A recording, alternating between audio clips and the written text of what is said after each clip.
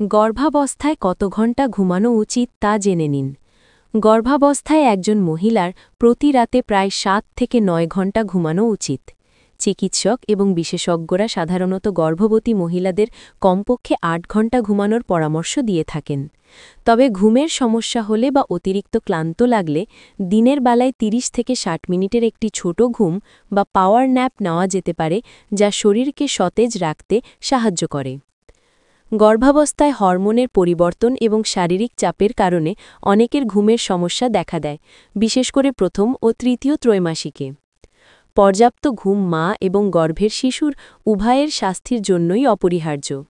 ঘুমের অভাব হলে গর্ভাবস্থায় জটিলতা যেমন উচ্চ রক্তচাপ, গর্ভকালীন ডায়াবেটিস বাড়ার ঝুঁকি থাকতে পারে। বিশেষ দ্রষ্টব্য: গর্ভাবস্থায় ঘুমের সময় আরামদায়ক অবস্থান, বিশেষ করে বাম কাত হয়ে ঘুমানো এবং ঘুমের সঠিক অভ্যাস অনুসরণ করা গুরুত্বপূর্ণ। আপনার যদি ঘুমের গুরুতর সমস্যা থাকে তবে অবশ্যই একজন চিকিৎসকের পরামর্শ নিন।